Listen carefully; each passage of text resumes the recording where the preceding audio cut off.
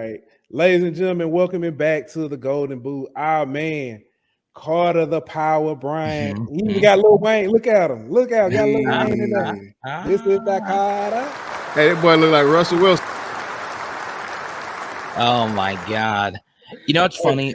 No, I've gotten the Russell Wilson thing before. So I'll say this. Let's ride. Hey, Carter, I wonder if that's like a biracial thing, because people always tell my son he looks like Russell Wilson. Yeah, no, I hope he don't throw like him. No. There's one day. There is an Instagram account that somebody made of me because they thought I looked like Obama. So they have like a bunch of they have a bunch of photos. I don't see Obama. I see more Russell Wilson. But every light-skinned celebrity I've been called. I've been called every race in the book. Hey, as a comedian, you've never been called Avion Crockett? Well, I'm not that talented. Now, you know what? Now, Carter, if we were going to go there, I might would say Jesse Williams.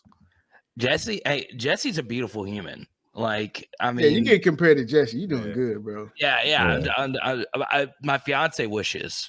I was Jesse.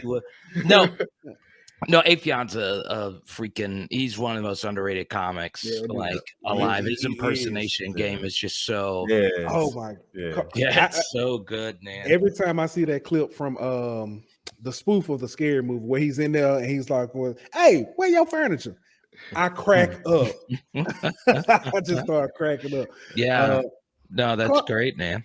Carter, let me ask you this first question. How did you spend the bye week?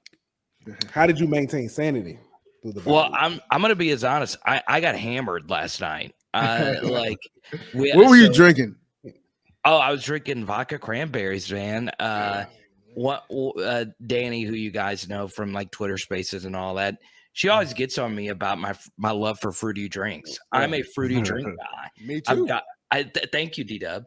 I gotta have fruit in my alcohol. But no, we had an engagement party thrown for me and my fiance, and I never get to like just go all out on Saturdays. So stayed out till 4 a.m. Got into a deep argument with somebody that's invited to my wedding. He was slandering Barry Sanders, saying that Barry was not a top 5 all-time RB. And I was them is fighting words. Yeah. And so the funny thing about that was that last night was the first time I gotten that drunk since the national championship game. And the first person I saw walking out of the Superdome. So LSU had just won the national championship. This was probably like, for all of us, our most euphoric moment as LSU fans. The first person I see walking out of the dome was Barry Sanders. And I was blitzed out of my mind. Okay. And I never get to that level. But once LSU had it just, under wraps, I was like, I'm going all out. So I called my dad. I was like, Dad, Barry. I was like, Dad, Barry's walking right here. And there's a selfie on my Instagram. You could just see me just gone. And you see the greatest. I think Barry's number 1. I really do think so. I'll agree with that. I know older schoolers will tell you Gale Sayers, Jim Brown. There you go, Jim Brown. Yeah, and Jim Brown has a lacrosse thing, so it shows you like how great of an athlete he was. But meeting Barry Sanders was like just as, I wouldn't say it was just as great as LSU, winning that, but I've just never had like a 10-minute moment of my life that was as great as that. So last night when someone that was invited to my wedding said, I think Barry Sanders is overrated. I was like, if you don't go home and watch 20 million Detroit Lion games right now, that he like carried them. What? He literally carried. My God, Barry Sanders. Do you know how good Barry Sanders? I'm finna tell you how you know Barry Sanders. Barry Sanders was so good. He was on the worst team. How good was he? Yeah, he was on the worst team and made the Madden couple. I want to say Barry Sanders started the Madden curse. I think the year he was on the cover, he retired. That's crazy. Somebody gonna have to fact check me on that, but yeah. It's just like the Lions, because I heard you guys talking about Mac Jones a minute ago. But like, like all these franchises have like just the weirdest facts about him. It's just weird that the Lions had Barry Sanders and like soon after that had Megatron. Never won a daggum thing. That, like, I could not imagine being a Lions fan. And now they got DeAndre Swift and they got good pieces now. And they still suck because they got Jared Goff at quarterback. But it's good to see you guys. How's today I was looking at Bryce Young stuff. I just dropped a Bryce Young film study, and it's just what this guy's able to do is just crazy. I think it's like pretty clear now that he is the best quarterback since Burrow in the collegiate game. I think I'm a big Hendon Hooker fan, as you guys know. Before the year I picked Tennessee to win the East. I really loved Hendon Hooker. I really loved the offense, but it's the offense, right? He's got better weapons for me than Bryce Young. He's got a caller than Bryce. Yes. And I just think Bryce Young just does so many little things well at the quarterback position. But here's the good news, baby: is he's not faced the level of athletes that LSU has right now in their defense. Yeah. And something else that was very interesting, going back and rewatching a Mississippi State game earlier today, was they could not run the football on Mississippi State. They averaged 1.7 yards per carry. Yeah. And, Mississippi State had a good outing defensively. It's just they couldn't finish drives offensively, and that was the game. They had more points than they had rushing yards. It's crazy. Yeah. It's absolutely crazy. Yeah. So let's stay there for a second, Carter. The game coming up. I said last week that LSU will not play another offense as dynamic as Tennessee until if they make it to possibly college football playoffs. Tennessee or a rematch with Tennessee in the SEC championship. Yeah. Alabama, but wide receivers aren't there that we're used to. Jahmyr Gibbs is good. He is really good, but we've seen he's great. He's great. But we've seen he can be slowed down. Not stopped, but at least slowed down. Am I crazy or? I think Jahmyr Gibbs is special. I do. I think he's to that that upper tier of, but Alabama's had the best set. Running backs. It's every year for them, right? But yeah, no, I agree. You can't stop them on the ground, and LSU's got enough. Like Ali Gay had his best game, I think, this last time around versus Ole Miss. Thought we fit the run a lot better. I also think Ole Miss's offensive line disintegrated versus LSU's offense, or excuse me, LSU's defense. That obviously, played a huge role. But the one thing that is a little encouraging is Alabama's offensive line outside of the Arkansas game has played way worse on the road than they have at home. And that is something, that is, very key. Something else that's going to be very key is LSU's traditional linebacker play, because this is going to be the big question. It's the number one question I'm getting. I've spoken to a few coaches about this. Is what do you do about the Harold Perkins snap count? I knew that was coming. Yeah. So, what do you do? Do you want him and BJ on the field at all times? Well, I don't think you can necessarily do that. I do think it's not just that simple, putting our two best defense players on the field at the same time, because they do kind of sort of play the same position. So then you get into how do you go about the snap count? What I would do if I'm LSU defensively is not overthink it like you did versus Tennessee, because ultimately it is always going to be a players over plays kind of thing. Harold Perkins is going to figure it out, right? He's figured everything out up to this point. And look, I want to go down fighting with my best players on the field. Right. So, for me, I do agree that it's not as simple, just put Harold Perkins on the field for every last single rep. It's not that easy, but you cannot have a situation where Tennessee happened and you lost to one of the best. Look, Tennessee's offense is on a trajectory that is, going to put them as one of the best SEC offenses, especially if they beat Georgia. But it is not fine with me that we lost that game without our best thoroughbred out of the stable, right? He is our best defensive player, Harold Perkins. He changes a lot. He's got Lane Kiffin getting nightmares. Right. You've got to play him. Now, however you choose to do that is, up to Matt House, who has been phenomenal this year, but we'll see what happens. Yeah. I think honestly where at Alabama could possibly have a advantage on offense is besides Gibbs and the quarterback is the tight end position. Yeah, I feel like Cameron. How you say his name? Latua. Cameron Latu. Yeah, Latu. La. But I mean, I think he's just a mismatch nightmare, and this feels like one of those games where Saban can make him possibly the X factor. That's just my opinion. Yeah, he's a really solid player. Now he's not like a Bryce Bowers kind of player, but he's like a Thaddeus Moss. Like he's just really, really good, and he's good at getting open. And he's been Bryce Young's safety valve since Bryce Young has been the quarterback. So it's a good point, D-Dub. Like he's a really good player. And look, LSU's got to make some difficult choices here. What I think they're going to do is I think LSU is going to play a little bit more press defensively. Now, what that entails is you are trusting LSU's DBs to go out there and make plays. Right. Truth is, I mean, you don't have a Patrick Peterson out there. You don't have somebody that's just like your true lockdown corner. But I think if you look at Alabama's receivers, I would say, look, I'm going to trust these guys. I'm going to force these guys to make them get open and make plays versus our DBs.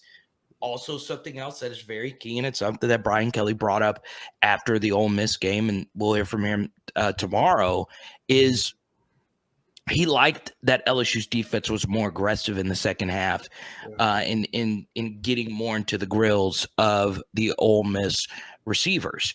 And when you did that, that, of course, gives your pass rush a little bit more time to go out there and make plays. So, I do think LSU's defense, as far as their coverages are going to be concerned, I do think they're going to be a little bit more aggressive, which is kind of exciting, but kind of nerve-wracking at the same time.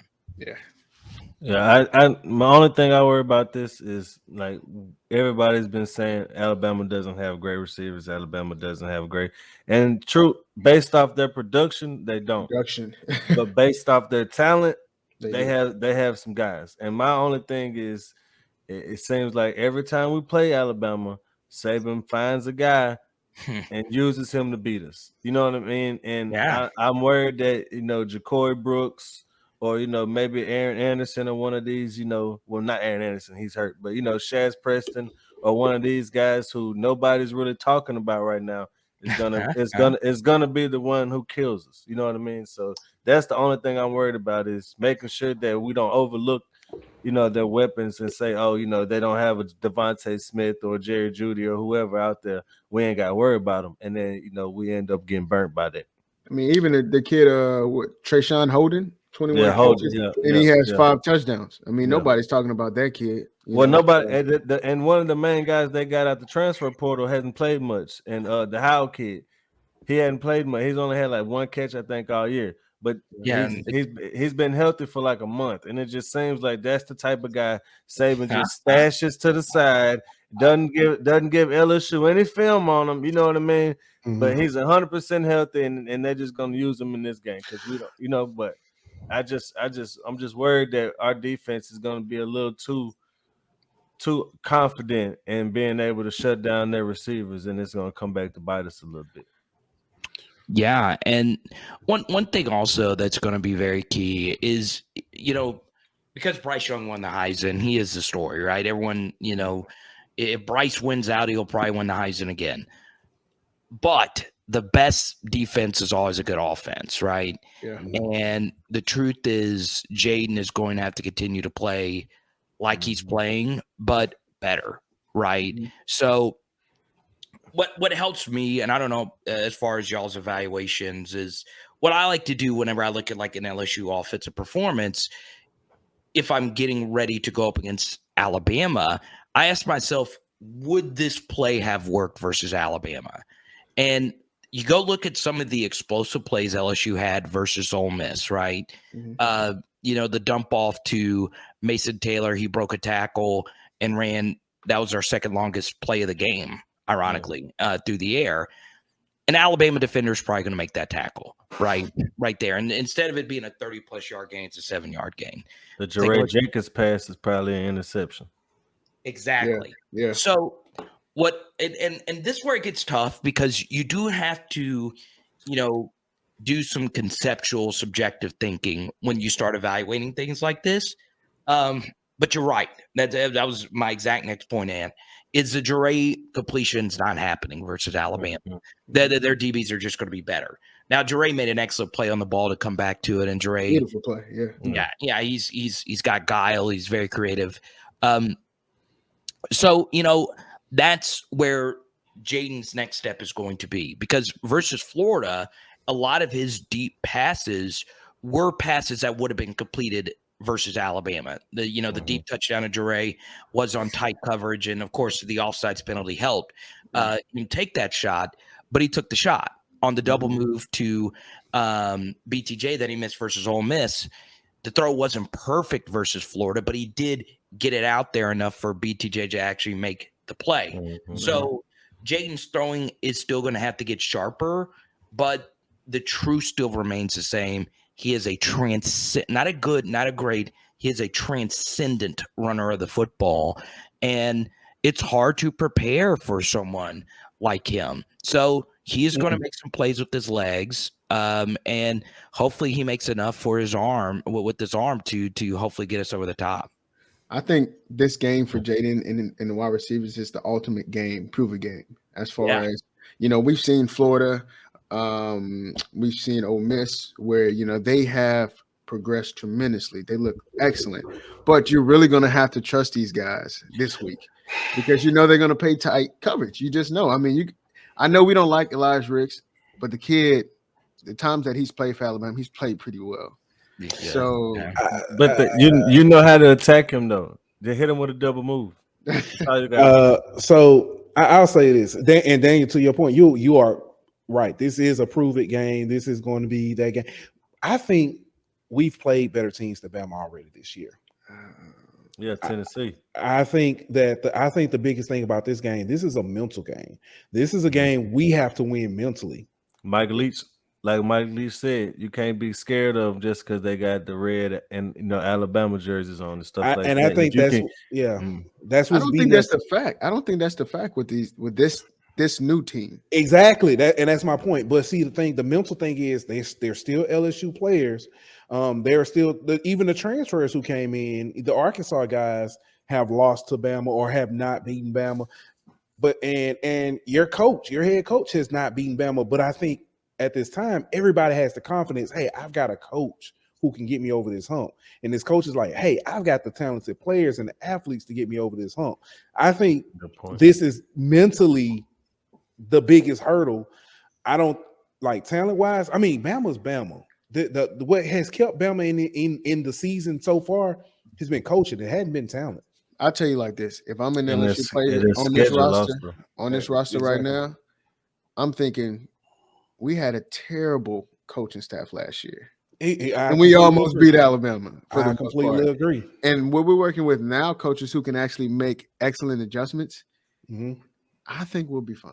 I'm not saying we're not gonna, be okay. All I'm saying is you can't, like Mike Lee said, you can't go into the game already being behind pretty much because you're scared of them because you're in your head, you're like, oh, they're better than us before they even snap the ball. You can't go into a game like that. Yeah, I would say the game is not won on Saturday. The game is won Monday through Thursday.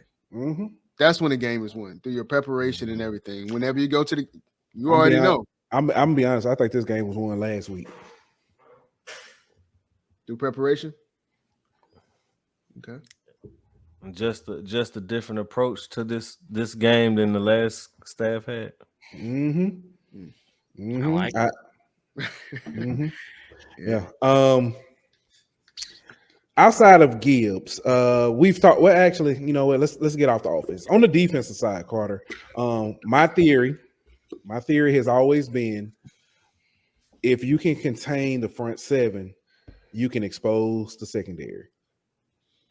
Does LSU have enough to contain that push that from the front seven? Yeah. Now, this is where it gets spicy. Okay. I like spicy. I do too.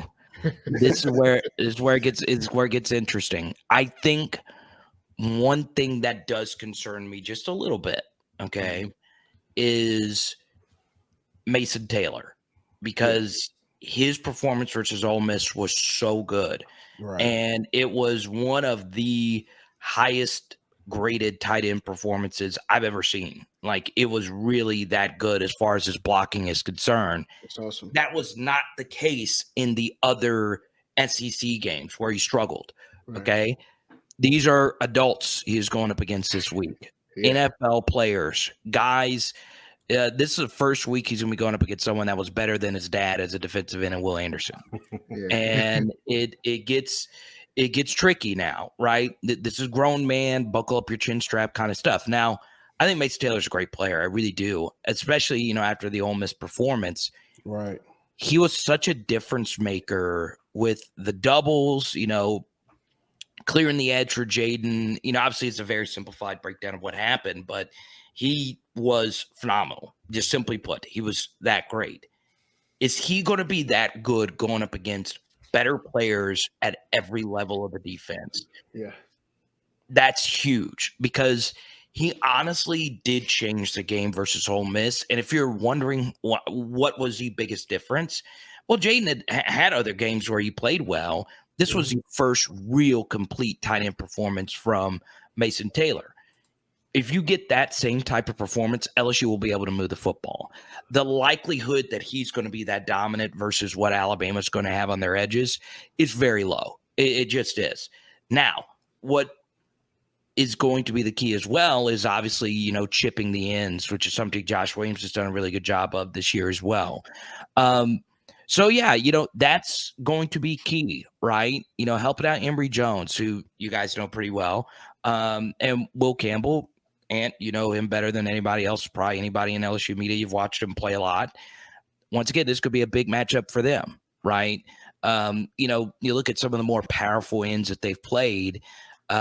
You look at the Derek Halls at Auburn. They had some issues with those kinds of NFL types of ends.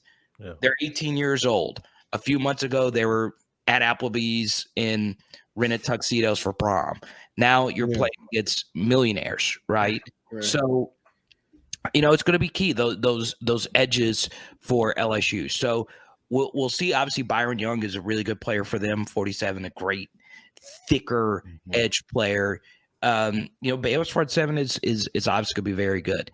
One more thing, you know, that I think is going to be very key as well is, I know, like, as LSU fans, we focus so much on LSU. And LSU special teams is obviously been a big issue. Mm-hmm. Alabama has made an uncharacteristic amount of special teams mistakes. Mm-hmm. They made some huge ones versus Arkansas that allowed Arkansas to get back into the game.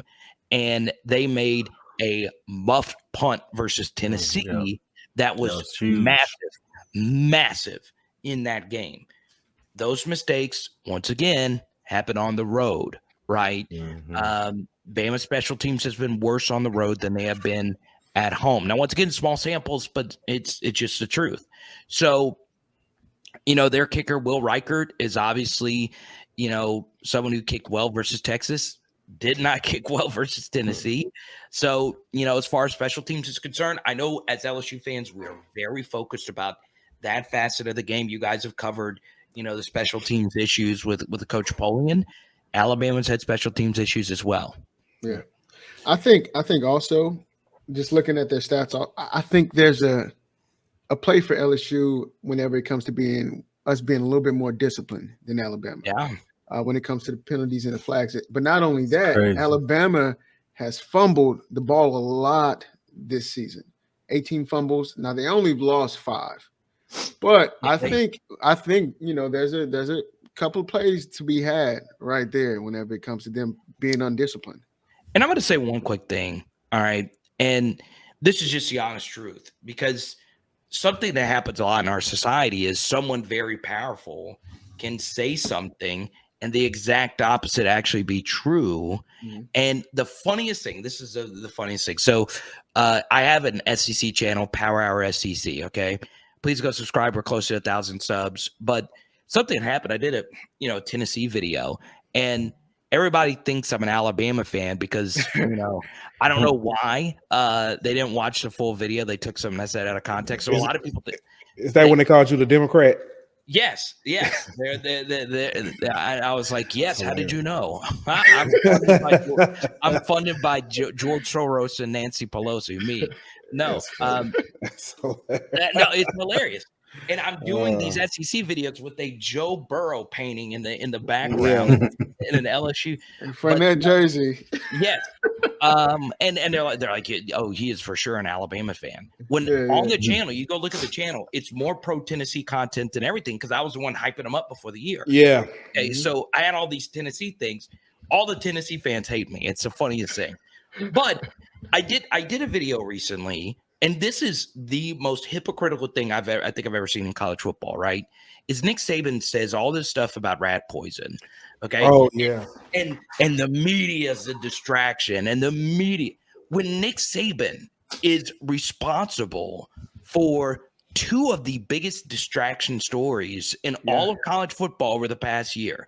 The Jimbo distraction was him. Yeah. He was the one that did it. It was nobody else. It was Nick. It was Nick Saban. No one else. I know Jimbo fought back, and Deion had a few things to say about it, but he was the one that said it. He was the one that, and Nick is still saying, well, you guys in the media, it's the distraction. You got to tune it out. You were the reason, right? And Texas A&M almost beat you because everybody treated that game like it was something else. Haynes King almost beat you. Haynes King, okay? Second thing, all right? Jermaine Burton, wide receiver, clearly clocks people coming off the field. It is clear, okay? If it was just one person, maybe three.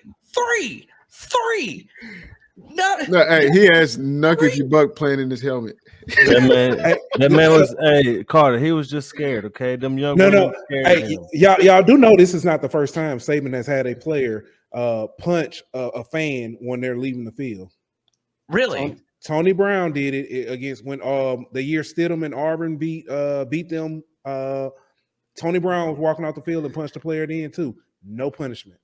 Really? Yep. So, to your point, all Nick Saban had to do was suspend Jermaine Burton for one game versus Mississippi State. That they didn't need him for. They didn't need him. He made like a few catches, but they still win the game, right? That's all he had to do, right? There's objective video of multiple times that he did this. And everyone would have been like, okay, that seems like it's a somewhat just, punishment for that. But no, Nick had to say, look, I don't like when people charge a field. And this BS that he was scared, okay? So what does this mean for LSU? Well, Nick has created a distraction. This is undoubtedly a distraction. This is a really bad look for his program. And I understand Nick is at legendary status. There's nothing that he could do to take away from, Nick. But this was hitting another human being, right? Yeah. They did nothing to Jermaine Burton, right? And I know a few weeks ago that there was a video of a Texas Tech fan pushing a Texas player when they rushed the field versus Texas after an overtime victory or whatever. So look, rushing the field is crazy. I've been lucky to film a lot of games on the sideline, and there have been field rushing, and it could be crazy, right? But the simple truth is this. Nick, however you stand morally on the Jermaine Burton thing is, whoever watching this, that's your stance. I'm not going to judge you for that. Mm-hmm. But Nick is the reason why this distraction existed. He could have just put it out and said, we're going to sit Burton out for Mississippi State. We're going to do a further investigation. Everyone would be like, okay, that's fine. Well, for one game. But no, Nick's got to be right about everything. And that is undoubtedly a distraction, because I'm sure there are players on the team that did not agree with Jermaine Burton, who was a transfer, right? He's not. Jermaine Burton is probably not the most loved guy in that Alabama locker room. And also, Burton paints all the other Alabama players in a bad light, when you do something like that. So, Nick is the distraction, and I just wanted to share that, because he says these things, but the exact opposite is true. No Alabama player creates the distractions. No Alabama player has ever in recent years has ever said anything bad to the media at all. You see, there's this viral clip of Quinnen Williams laughing about something, and then he turns into a robot. Right. Like, I didn't mean to say it. I didn't mean to say that. Right. I don't want to. I think it was in the national championship or something. Kyler Murray. Yeah. When it was asked about, Yes. Saying Kyler Murray ain't that. I remember that. What are you gonna say? Nothing. Big old baby. I love it. But yeah, and look, I like Nick. Obviously, every single one of us are gonna like Nick to a certain degree, right? He won us a national championship. He's our rival now, whatever the case may be. Yeah. But people are afraid to call him out on his BS. Now, I will say there have been some people in traditional college football media who know Nick who have said, "Look, you made a wrong decision," but not suspending this player. But man, it's just absolutely crazy. It really is. Yeah. We got two questions for you. This one came probably a little bit before. He says, does Major Burns start? Does LSU work him in a limited role this weekend? I get to see Blaine. Blaine shared a stat with me. He's undefeated when he attends LSU games. So okay. Blaine, he doesn't be there this week. I've only seen LSU lose once in Tiger Stadium. And what was that? That was the 2007 national championship year. We lost to Florida. No, or was it not 2007. 2003 we lost to Florida. 19-7. Oh wow, you were at that game. That's good. Yeah, mine was Tennessee this year. That's the only loss I've been to. Oh, it's the only one you okay. Mine was unfortunately I got to see Les Miles create the Dabo and Clemson. I was at the Peach Bowl that year when we were up big. Oh no! We were up big, and they came back. I was at that game. Ty's Boyd sick ended Clemsoning. Clemsoning. Yes, listen, I was sitting in a Clemson section. That was New Year's Eve, right? New Year's Eve. Yes, I remember that. That ruined my New Year's. Yours. I can tell y'all stories about that. But yeah. But I'm sorry. Go ahead. Yeah, no. So Major Burns is obviously a guy that'll make your secondary better. Obviously, LSU has been getting, beat deep over the top some. Obviously, the Ole Miss game is a completely different game if they hit the Mingo shot over the top of Greg Brooks. How do you work that in? I don't know. Joe Fouché played his best game, this past week. But obviously, getting Major Burns back would be, absolutely huge. Carter, can I ask you a quick question? Yeah, go ahead. And correct me if I'm wrong. Do you feel like a lot of our play whenever it comes to the DB position, the cornerback position, is our guys just not turning their heads and not being confident in their technique at times? Yeah, I think it's some of that, but I can't say this because I've never played DB, but it's hard. Like it's like when I was in LSU media, a player I got to know really well was Patrick Peterson, and I asked him about that, and I was like, "Why? How are you so good at not panicking?" Well, he just said, "I just stay calm." And if you ever watch him, it's just kind of crazy, like how still his body stays. Like he's just in, complete control of the situation. And it's tough. Like it's kind of an awkward thing. Like you're running backwards and then you got to flip your head, find the ball, and it's tough. And now the receivers are so good now at not giving away of when the ball is actually going to land. They do a good job of putting their hands. Jamar Chase is the absolute best at this. Yes, he is. Putting their hands up at the very last second. It's just, and all the rules are against you now. I mean, it's just all those different things, which is why there's only a few 5-star DBs every year that truly move the needle. So So yeah, I think that's part of it. It's just a very, very difficult position. You got to think about it too. You're taught that if you feel like you're getting beat, to commit PI. You know what I mean? That you're taught that. So when you're out there one-on-one and you're alone, you don't know where the ball's at, so you don't know if you're beat or not. Instinctually, you're gonna do what you're taught, and you're gonna start grabbing. So sometimes they grab whenever they're in perfect position to turn around and look at the ball, but they don't know the ball is coming. So they're feeling like they're getting beat, so they start pulling, and by the time they turn around, they've already committed PI. You know what I mean? Right. So it's one of them things to where it's a lot of feel for the DB. You got to feel. You got to have a great feel. And like the great ones like Derek Stingley and Patrick Peterson, they have great feel and they just know where the ball's at. Stingley's so smooth. Yeah. So my son played DB last year, and I was asking him, I was watching him play during the game. I said, why don't y'all ever get y'all head around? They're taught now to play through the man, not turn their head and you swipe at the ball. You swipe at the ball when he catches and stuff, bro. I was like, that is what nobody's going to. I was thinking there are so many plays y'all have missed interceptions if somebody just turns their head a little bit. And then in a game, I think it was their homecoming last year. The one time the kid turns his head, he breaks up the pass to win the game. There you go. What are you doing, Coach? What are you teaching them? A lot of that is to what Carter said though, is you know what I mean, that you play through their hands because they're so great at throwing their hands up at the last second. That's the only thing that you really have to, you know what I mean, try to play is the ball. So yeah. I want to shout out Sherry Berry. That's one of my really good friends. Her husband is a Bammer. It is. Carter, it's such a small world. Where she lives is where my National Guard unit is stationed.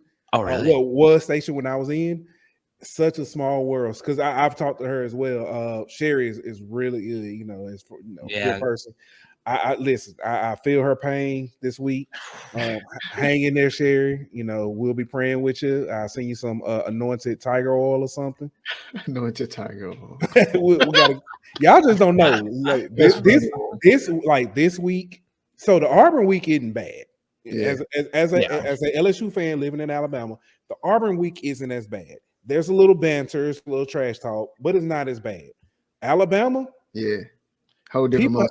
People have literally, because I even have after the 2019 season, they finally got LSU license plates for us. Like we finally had enough people to get them. So I have an LSU license plate. People have literally followed me in traffic. Literally followed me in traffic, beeping their horn. And this one guy, he followed me, beeped his horn, was like trying to get me to roll my window down. And something told me, I was like, this is gonna be some BS. And I look over, he said, you ever heard of Roll Tide? Listen, y'all just don't know. It was about to be a Second Amendment day, You know what I'm saying? It was about to be. Listen, I was. You gonna shoot the man for saying Roll Tide, bro? No, it was just, no. That wasn't gonna be it. It's the fact that you followed me. I get that. Yeah, to do because I've run across people. You got nothing better to do. Yeah, I've literally been in stores and somebody walked past. I had a shirt and they'll say, friend, hi. But if I'm in traffic and you doing it, you going too far. You're going way too far. Yeah. So Jared's also Jared A, one of my good buddies. He's also a Bama Tiger as well. So my thoughts are with you. It's crazy how many LSU fans live in Alabama. It blows my mind. Like I mean, it's the same way here, bro. True. Especially. I know it. I hate it for you in particular, and especially North Louisiana. Yes. There's so many Bammers, man, and it's not just like Cam Robinson and Hootie Jones thing. It's not just that. It's just there's Bama fans there. But some of the Bama fans don't even know who those two players are. Sadly, they're just Bama fans. Yeah. But yeah, it sucks. Hey, I got to shout out my guy. Congratulations, Preston, on your new baby. Welcome to fatherhood. He's another baby. Team No Sleep. Yeah. facts. Yeah, But especially on that first one. But Carter, Ryan Thibodeau asked a good question. Does the offense need to run more up tempo to keep the defense on its heel? I don't know if this is the game to do it. I actually think it is. I Okay. do. Like I think if you're rolling offensively and it's working, keep doing it. Okay. And look, something that's really interesting about Alabama is it's probably not as important to do that than it is when you're playing other teams. But what makes Alabama really good defensively is I feel as if I prefer Alabama to just rush normally than when they do twist stunts. They're really good at that. And it's what destroyed the Denbrock Cincinnati offense last year. That's what's been kicking out butt all season.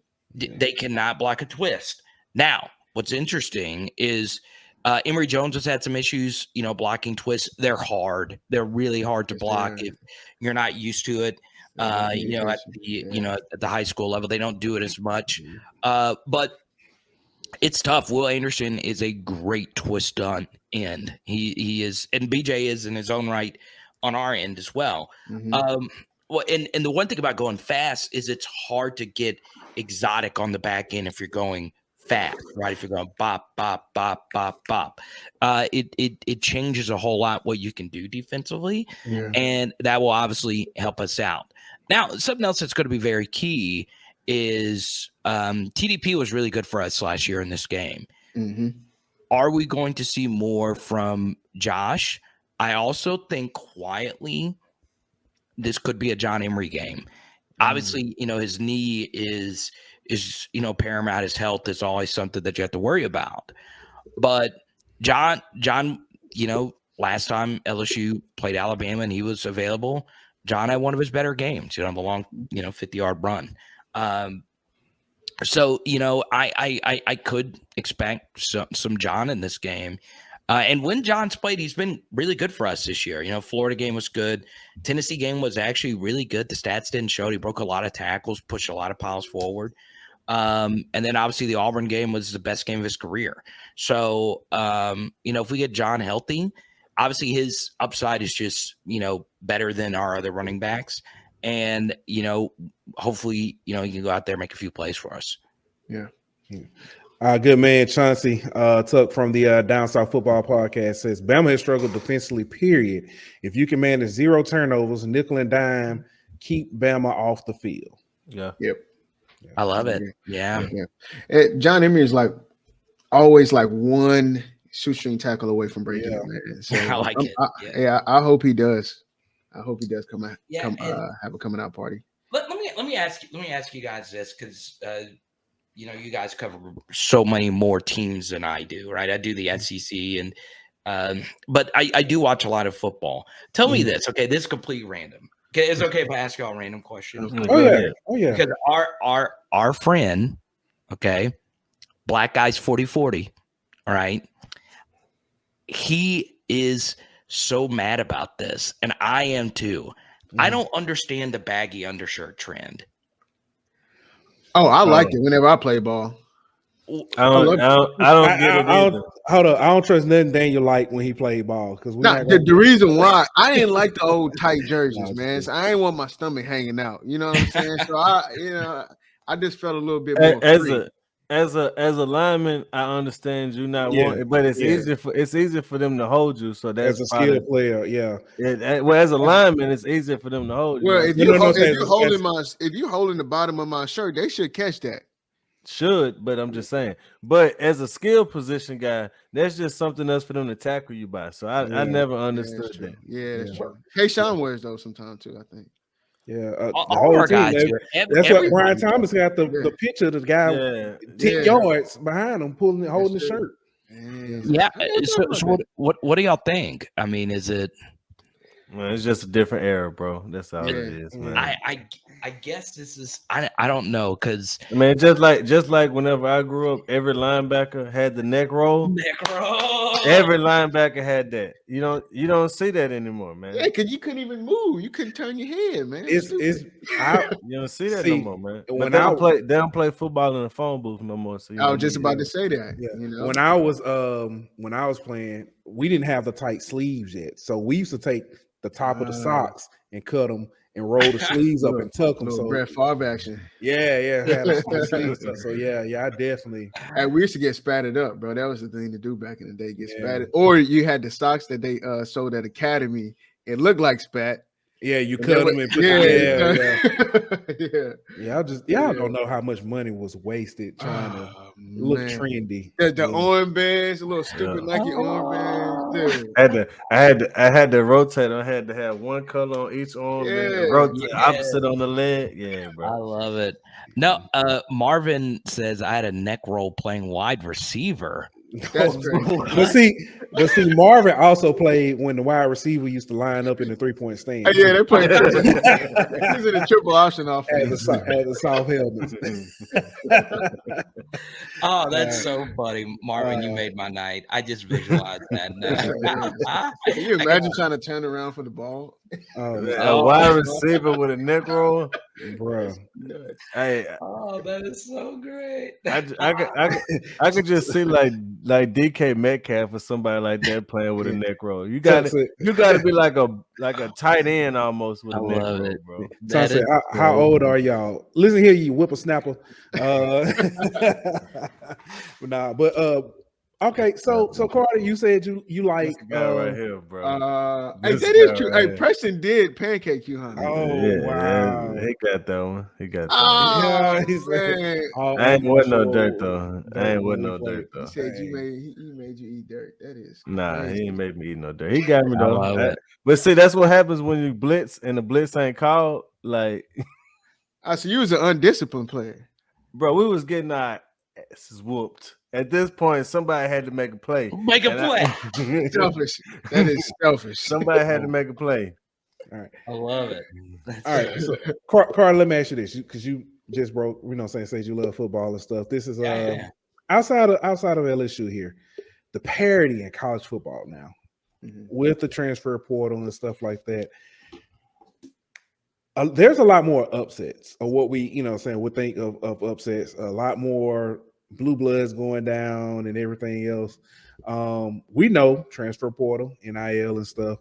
How much has that really impacted the game as far as, and I may be answering my own question, but so this is what I think's happened, right? The elite programs are still the elite programs. That's not going to change, right? Because Alabama could still go get Jahmyr Gibbs, and that be the piece, right? But the truth is exactly what you mentioned.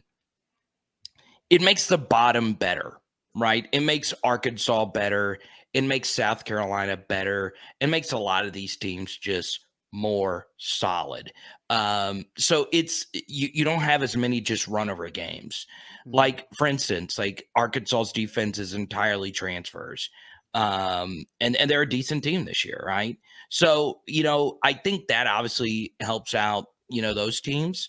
So at the tip of the iceberg, the best are still going to be the best, right? And you saw it this weekend. Like, a big reason why Georgia, blew out Florida is because, they have Brock Bowers and Jalen Carter, right? And Ohio State had a 5-star DT, the JT Tuimoloau. I can't. JTT, that kid's a monster, bro. He's a monster. And those guys are just guys, you just recruited to bring in. Now, what's interesting is when you actually look at transfer portal data, Jay Bud Davis has done some great work on this, is the skill position players on both sides of the football are more fluid, right? They move from one place to the next.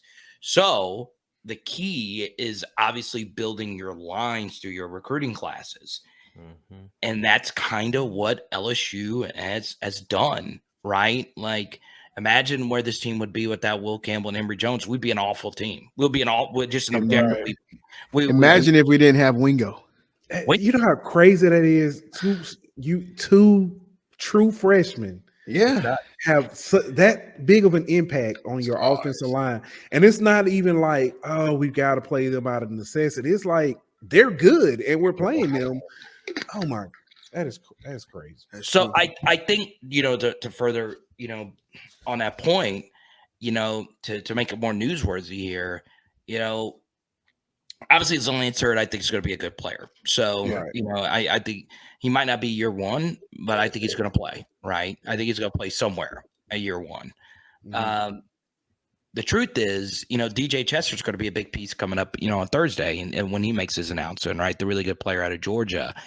I think recruiting the lines are just going to be so important moving forward, just because I do think you could find more quality at other positions in the transfer portal. I just think offensive line is really tough. I really do think so. Like linemen just don't transfer as much. Like every year there's a few, like obviously Osiris Torrance is a big time player for Florida. And then Tyler Steen's a good player for Alabama. Mm-hmm. But for the most part, you need to build that position through recruiting. And LSU's obviously done a really good job of that. Right. Carter, also, we was talking to Tank about this Thursday night. I have never seen a 3 down lineman interior rotation ever. As far as having Tank, Jacobian, and Jacqueline Roy and Wingo. That's crazy. Yeah, Roy's obviously really special. I think Roy's going to be a better player in the NFL than he is in college. I mean, he's really good now. You think he should be playing the 3? Yeah, so like he'll get drafted to play like the Chris Jones role. Now, is he going to be like that good at the next level? I don't know, because Chris Jones is going to be a Hall of Famer. Amazing, right. But yeah, I mean, Wingo's just been a revelation. Honestly, I didn't think he'd be this good. I'm serious. And something else that's kind of interesting about this LSU team in particular, and this is like a complete other side topic here, is it shows you how irrelevant spring football is in the grand scheme of things. Like, everything that we took from the spring, like almost it's actually just, and not only that it doesn't matter, D-Dub, it's also it hadn't come true, right? Yeah. Like Wingo had a bad spring game, and he is the best defensive tackle in the SEC according to Pro Football Focus. Mm-hmm. Jaden did not have a good spring game. He's obviously, been one of the best first-year starters we've ever had at LSU. Ooh, do Baskerville. Exactly. It goes on and on. Nuss balled out this spring. But, that's one of those things where you can have an excellent spring, and I'm not saying our guys did this or any guy, but you cannot work as hard in the offseason and come back during fall break. And be terrible. So, or some guys just aren't practice players too, though. You know what I mean? Like, exactly. Right. Yeah, and to like Chauncey's point, I'm not saying the spring is like just irrelevant. It's just you can't base it off of. You can't base it like so many. And what's really fascinating about it is so many late enrollee, true freshman year one guys have been big. And now a fourth is emerging here to go along with obviously Perk, obviously, Emory Jones and Mason Taylor. They were all late enrollee true freshmen, all three of them playing at a high level right now. Yeah. But DeMario Tolan also is someone else, who played like he was around in the spring, but he didn't really start playing until the fall. Hey, that's Pooh Bear's guy. Pooh Bear loves Tolan. Oh, yeah, I told him. I do. Yeah, the 3-2, maybe. Hey, that dude popped up like I was like, where who is this? Yeah, I was like number 32. and listen, he balled out. Like he really balled out. Yeah. 2 years ago, Carter. Do you know who led the LSU in receiving yards in the spring game? Not this past spring, the spring before. LSU's best quarterback of all time did. Yeah. John Trey Kirkland. There you go. He caught what 16 passes that game. That's crazy. He went off. Yeah. He had like 200. He had like 230 some yards receiving in the spring game. Speaking of spring game, shout out to the greatest spring game player of all time, Richard Murphy. Richard Murphy. I knew.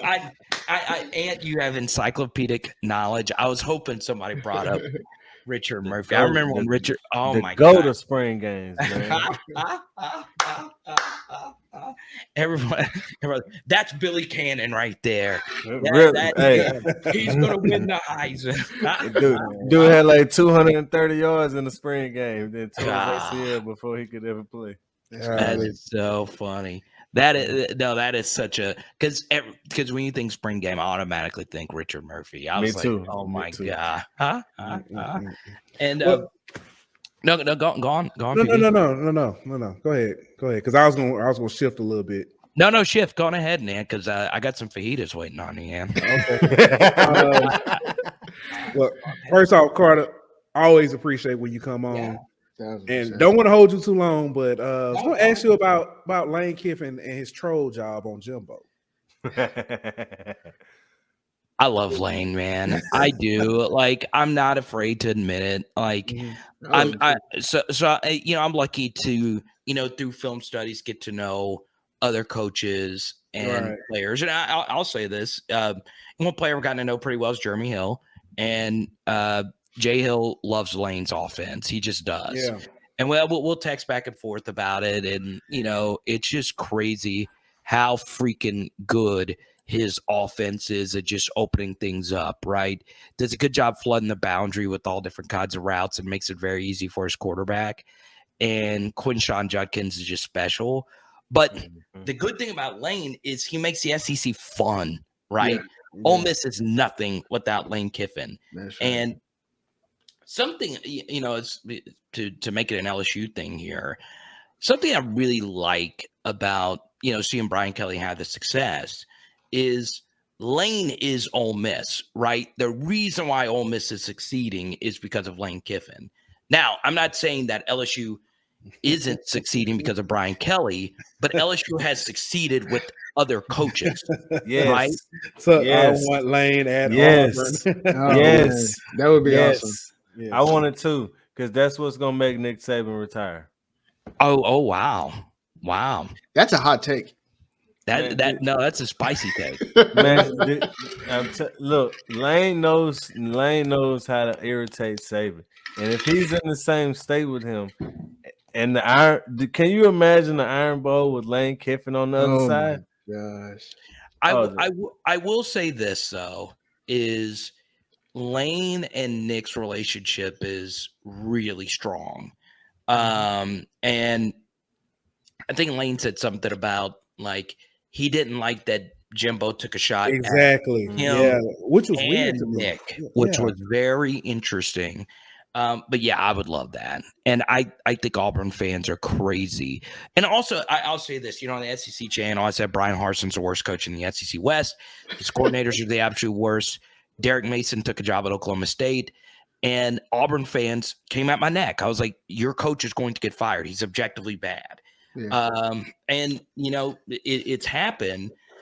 Auburn fans need a hard reset, right? Alan Green, their AD, who I got to know a little bit. Obviously, he was already looking for another job. That's not good, right? I knew that wasn't going to last when they announced it and I saw who he was. Exactly. I knew that wasn't going to last. I'll say this. My Lane thing is not that him and Saban don't like each other, nothing like that. But you just said it. They have a great relationship. So if anybody knows what Saban doesn't like and what's gonna push Saban's buttons, it's gonna be Lane. And at his biggest rival, a guy who knows him that well is just asking for Saban to, that's just Saban's gonna get angry. He's gonna get pissed off, and you're gonna see a lot of angry Saban if Lane's at Auburn, bro. Every Iron Bowl press conference, Lane's gonna say a little smart comment or do something that's gonna get under Saban's skin. He knows how to do it, and it's too easy for him. I honestly think Saban only has 2 years left. I think after 2 years. Yeah, because Lane Kiffin's coming on. Hey, now, Carter, I'm gonna let you in on something. Yeah, go ahead, man. Hey, the Golden Boot watcher listeners, watchers and stuff, and let y'all in on something. Sources. I've been told that Harson's already been he's already been told he's not coming back. That he was let go after the Ole Miss game.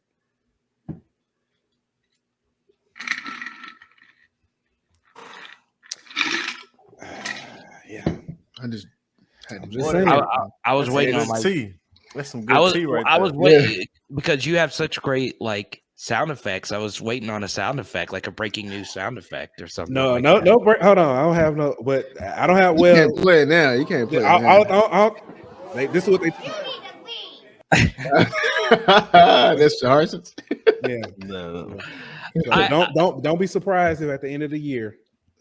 Yeah, hey, Tuck. He said you want me to confirm. Yes, please confirm. Yes, but yeah, that's why. So I'm guessing Chauncey's an Auburn fan. Yeah, he's a. Yeah, we had him on the show whenever we played Auburn. You know, he's part of Downside Football Podcast. They tuned in real well with Auburn. So yeah. That's actually he's Justin Tuck. Yeah, that's the name. So he actually had very glowing reviews about Brian Kelly because of he got to know Brian Kelly through Justin Tuck. So that's cool. That's great. That's cool. Well, good to meet you, Chauncey. Here's something I'll say is, and Auburn fans. This is what gets Auburn fans really mad at me. But I love Gus. I thought Gus was great, and he beat Alabama twice. He almost won a national championship with Nick Marshall at quarterback. Yes, and he beat us in 2007 with the Arkansas offense. He was the OC for, Cam and all those guys. I was a big Gus guy, and Lane is very similar to Gus, right? Mm-hmm. He runs an offense that is simple for a quarterback, and he gets guys open, right? And Quinshon Judkins reminds me of Cadillac Williams, right? So, it's crazy. And Auburn's running back, Tank Bixby, is a beast right now. But still, both of their running backs. Hunter. Yeah, Hunter's a good player too. So, I think Auburn it would be a fantastic place for Lane to go. That would just be a crazy move going from Ole Miss to Auburn. Fun fact, Jamarcus Russell's freshman year, he led his high school team to the state championship. They lost to Cadillac Williams. Oh, wow. Fun fact, LSU, the last time LSU beat Alabama in Tiger Stadium, who was our quarterback? Jordan Jefferson, right? I'm thinking, no, yeah, it was Jordan Jefferson, 2010. 2010, yeah. Or Jared Lee, Jordan Jefferson. Yeah, man. Ruben Randall went off that game. I loved it. Yeah. Bastard's finest. Let's go. Before that, it was Jamarcus Russell. J. Russ. Yeah. So, Carter, last two things, and we'll get you out of here. This is gonna be a 2-for-1. Who right now we know Tuesday they're gonna announce the first playoff top four. Who do you have as your top four right now, and who do you have as your top four Heisman candidates? So top four. Let's start with Heisman. I'm a little bit weird when it comes to like football awards. I think you need to give an award to a quarterback and then give an award to all the other positions just because it's just tough. But like Brock Bowers deserves some looks for what he's doing at tight end.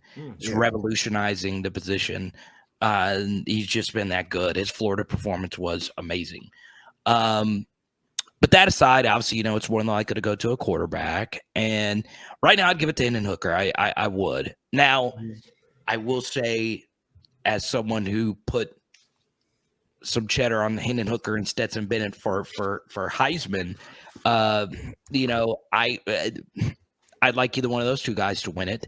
But yeah, I think right now, I would give it to Hendon Hooker. And after that, I'm fine with, Stroud and Bryce Young being in that conversation. There's obviously plenty of other names you can, put into that conversation right now. Now, as far as the playoff is concerned, my top four, I think Tennessee and Georgia both deserve to be in the top four. And obviously I would put Tennessee number one just because you beat Alabama and you absolutely throttled a decent Kentucky team. So I would put Tennessee number one. Obviously, Georgia would be in my top four. I would put Ohio State there. And then the number 4 team gets, a little interesting. Who would? No LSU? Oh, I'm sorry, Mr. Tuck. said he wasn't asking if he need. He's telling me he's confirming the Auburn report. Ooh, okay. Well, there you go. Number 4, I'd put Michigan. Why not? They're unbeaten. I know it's 2 teams from like the same conference, but still, Michigan's playing really good football right now. Yeah, I think Michigan beats Ohio State too. All right, y'all want me to go next and say? Let's go. Go ahead. All right. So my for Heisman, I've got in order: Hooker, Stroud, Drake Mays from North Carolina, and Bryce Young. All right. Your playoff. Okay. My playoffs: Tennessee, Georgia, Michigan, TCU. Okay. Oh, my Heisman in order: Hooker, CJ, Caleb Williams, Blake Corum from Michigan. Blake, I like that. Yeah. And then my playoff is Tennessee, Georgia number 2, Michigan number 3, and I like that TCU pick though. I do like that, but I'm gonna go with Clemson number 4. I'm gonna tell you who I debated with putting it at my number 4, Oregon. Hey, you know who I debated putting in my Heisman? Bo Nix. Bo Nix. I like it. Well, I got Hendon Hooker, CJ Stroud. That's all that matters to me. My top 4 as far as college football playoff is Georgia, Tennessee, Clemson, and Michigan.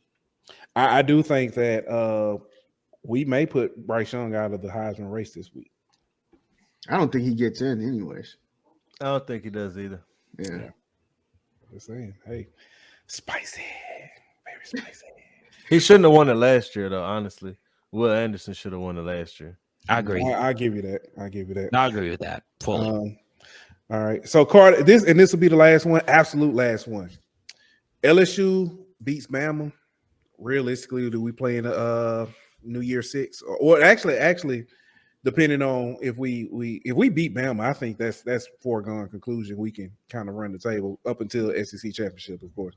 But let's say LSU falls close to Bama. We still have a realistic chance of New Year 6. Yeah. I mean, obviously, it's going to come down to what a lot of other teams do. So you would need like a few other teams that barely miss a playoff to lose a bunch of games as well. It's like that's like your Utahs and so on and so on. If LSU wins out, they're going to get into the playoff, right? You know, you win, you get in. You would be the first 2 loss team. Now, this is where it gets fun, right? Because look, every single one of your viewers is probably an LSU fan. Obviously, you know, Chauncey's an Auburn fan. So you got a few fans that of different teams. But there's also a piece of us that is just a fan of college football, right? Take away our LSU fandom. And I think that's something that's really good about like the YouTube era, what you guys are doing and, you know, what everybody's doing now is I feel like, you know, because, you know, we have dialogue, people are able to separate their fandom and just look at things objectively. Yeah. It's crazy that may sound. Some don't do that, which is fine. Do what you want. But if we're to look at this objectively, the funnest year of college football was 2007. Now, we did. Oh, yes. It was. Yes. We did win it all, okay? That's why I said all of that previously, so it's not like, well, of course you're going to say 2007 was the best year. Y'all won it all. But no, objectively, ask every national college football writer that covers the sport on a grand scale, what was your favorite year in college football? Chaos. Everybody would say 2007. Everybody. So this year has the most 2007 vibes. And what would get this playoff into full 2007 chaos is if LSU beats Alabama. Because it becomes crazy if LSU beats Alabama. Do you think a 3-team? Okay, let's say the scenario ends and LSU loses to Alabama, but Alabama Tennessee loses to Georgia, but Alabama beats Georgia in the SEC championship game. So you have one loss, Alabama. Alabama wouldn't be in. If No, you said if LSU lose, okay. LSU loses to Alabama. Alabama beats Georgia in the SEC championship game, and Tennessee loses to Georgia Saturday also. You have 3 one-loss teams. Who gets left out? Yeah, and that's It's tough. It's tough, and that's when like stats like game control and those things are key, like strength of schedule and all of that. And the funny thing is, like, the playoff committee does stick to a formula, right? They do. Like, these people that are part of these committees, some of them don't love football half as much as us 4 do, or they just want, they fly in from around the country. Do you think they have all the time in the world to look at all 22 of all these teams? No. So they'll look at things like game control. They'll look at things like, how close did you lose this game, and did you beat this team, and where was the game taking place, and all of that. And the committee also takes into account injuries. So let's say Tennessee wins out, but they lose a close SEC championship game to, let's say, LSU or someone like that, and Hendon Hooker gets hurt. The committee is allowed to factor that into their equation. So, which is crazy, right? I see you, PB, shaking your head right there. Yeah. It's crazy. Like, it's nuts to think about. But I honestly think if LSU beats Alabama, we get pure all around chaos, especially if Clemson keeps winning, especially if USC, keeps winning, especially if Ohio State or Michigan, finishes the year undefeated. And that's where you're going to have a true log jam at the top. So if you're to take off the LSU glasses for a second, LSU beating Alabama would actually be something that would, create more interest, I think, of the sport. And I also think if you're a 12-team playoff believer, you would also say, look, this is the downside of a 14 playoff, because and I don't want 12 teams. I just don't. But if you are a 12-team playoff believer, that would be the perfect case scenario, saying, look, it is impossible for us to squeeze all of these teams in, so we need more room to let them in. So I always say 6 to 8. 6 to 8 will be the perfect number. 8. I like I've always said 8. You get all 5 power conferences and 3 at large. I like it. Well, guys, I really appreciate. Carter, the pleasure was ours. Thank you, brother. No, it's funny. I've gotten to know Ant pretty well. I got to know you, pretty quickly through our buddy Sean and yes, sir. PB. Obviously, your work with Blake and everybody in DW. You guys are great. You do wonderful things. Do good stuff with the HBCU stuff. I'm starting to see you guys get some love for that. That's obviously really cool. Yeah. And look, you never know. Shout out to the Pels. To the Pels. I was look. It's nuts, man. I'm so glad to be a fan of this team. And it's crazy. Like, a year from now, we'll be talking about, Zion being the number 2 option on our team to Victor Wembanyama. And the Lakers will be where your mama at? Yeah, the Lakers will be an 0-82 team. And Jesus, don't remind me. It's amazing. It's amazing. Awesome. Wait, BB, are you a Lakers fan? I'm a LeBron fan. I can honestly admit that I'm a LeBron fan. I'm a Bron fan because he is a part owner of Liverpool Football Club. So that's my favorite team. Period. Outside of Liverpool, PSG baby. Are you PSG? Oh man, killing Mbappe, man. That team is loaded. Mbappe, and they got this Messi guy. He's okay. He's scored a few goals. And then this dude named Neymar. Something like that. Yeah. No, PSG, and that's just the sickest front line, man. Mbappe. Hey, we was killing when we had Neymar, Suarez, and Messi too. So I've been and Denny Alvedi, all them. Yeah, that's my squad, man. That's good, man. Well, guys, thank you so much. I tune in when I can, and we'll talk soon. And go Tigers! I appreciate it. In LSU, let's go. We appreciate it, ladies and gentlemen. All right, man.